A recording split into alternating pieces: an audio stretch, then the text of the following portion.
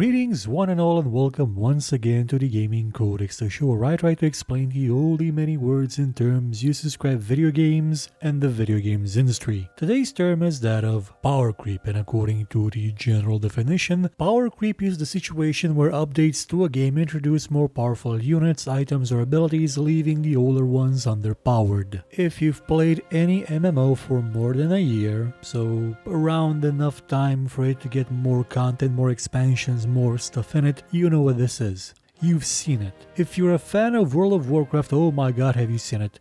You've been witness to it for years and you are probably a bit disappointed. Let's face it, you went through a lot of raids, a lot of bosses to get the gear that you wanted. Those epic legendary swords and blades and boots and capes. Gear that at the time when you got them, they were the legendary super duper almighty world-shattering, earth-breaking, god-slaying, fiend impaling instruments of utter doom. Then 2 expansions later, the average magic item that you find lying on the ground from a wolf that you just killed has statistics that are so much better, so much higher than that of the legendary item that it just makes it completely obsolete, pointless. But the awful part here, the truly awful part here, is that this isn't something limited to MMOs, and it's not even something that you find just because, when expansion comes out. Power creep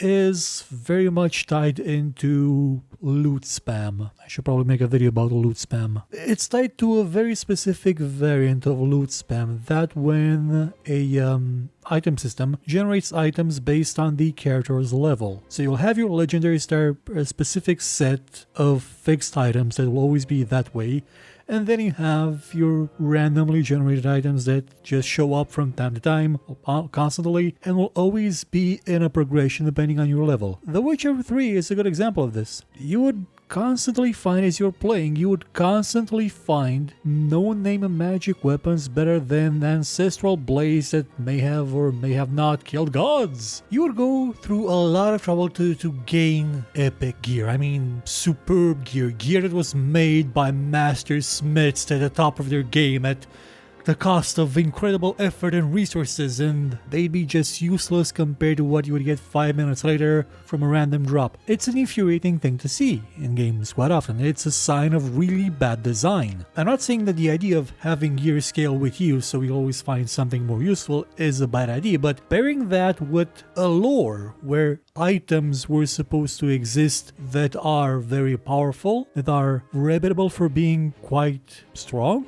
and then having them be outshone by any hunk of crap you find around, that is design failure 101, or 111, or just 11, I don't know, it's one of those. Now, what is the popular definition of power creep? Well, that would be, why did I waste my time playing everything before this? That really is the question, isn't it? Especially in an MMO, what's the point in, grinding for loot, for better gear in an MMO, if when the expansion comes out, any piece of crap you find is just as good if not better? What's the point in a game like The Witcher 3 to holding on to a weapon of legend that is tied into the lore, into the characters, when any piece of trash will outrank it in like 5 minutes? There isn't. This is just flat out bad design. The only games where something like this works, like actually works, isn't something like Borderlands that is built around the idea of you having a bajillion guns and them always being different. There it works. There it is the soul of the game. In every other place, and mostly in fantasy RPGs, to be honest, it is a horrible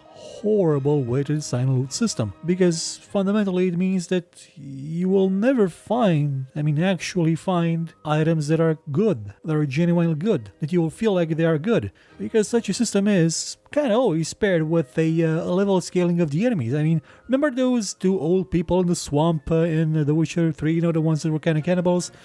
Those guys on their own could probably kill the whole wild hunt. They were basically 2 old unarmed people that could bitch slap a Witcher around like it was nothing. With such systems in place, you have no sense of actual progression of power. Everything will kind of veer towards being kind of the same, which in an RPG where you're supposed to notice a progression isn't that great. Though to be fair, some of them at least give you side grades with, different abilities and different ways of dealing with situations that may alleviate some of the problems. Not all of them do. The Witcher 3 doesn't. Now, it may seem like I'm ragging on the game. I like the game. For the world, for the characters, for the story, not the gameplay. Not the way it's designed. Oh no. Oh no. Now, what is the marketing definition of power creep? Well, that'll be bigger numbers are better. Enough said. There is no better example of this than Blizzard. Blizzard loves to just its numbers. It loved it so much that people started taking notice and saying, hey, could we not? So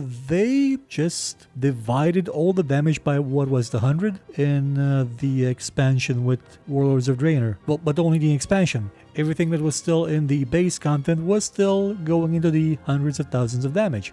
And now they're working on a system that will allow the players to get a better sense of what the actual value of their gear is, because they're going to crunch the damage base, they're going to crunch the levels, the statistics, the life, everything. They're going to crunch it down to something a bit simpler, a bit more limited, to something a bit more sensible. So the numbers actually means something again, which is something that I hope that they will one day do for Diablo as well. Remember Diablo had a series of progressions, of escalations that were a bit insane. In the first one, if you got to 100 damage, you were the boss, and I mean the super bomb, the ultra mega bomb. In the second one, if you were really good and had a really well built character that was basically maxed out, you would go into the tens of thousands of damage, and I mean you could get to almost 60,000 damage with one attack, with one skill, with one ability, with one strike. Unless I count the poisons from the Necromancer, those they can go into the hundreds of thousands. It was a huge increase from hundreds to hundreds of thousands. That's a 1,000-fold increase. And then Diablo 3, currently, it's in the trillions. Not millions, not billions, but trillions. It's impressive. I mean, when you first look at it, oh my god, that's a lot of damage. And then you start working in numbers and realizing, what does that number even mean anymore? How? Why? It gets to a point where damage as an expression in numbers becomes pointless. And it became pointless around the 20, 30, 50,000 point mark. It became kind of pointless in Diablo 2, to be honest. But it just kept going up. It just kept getting higher and higher and higher. It just kept getting progressively dumber, pointless. It gets into the over 9,000 category of why are we even bothering to count these anymore? You know, they're just there as filler. It's like two kids in kindergarten saying, well, I can do 10 push-ups, well, I can do 100, well, I can do 1,000,000,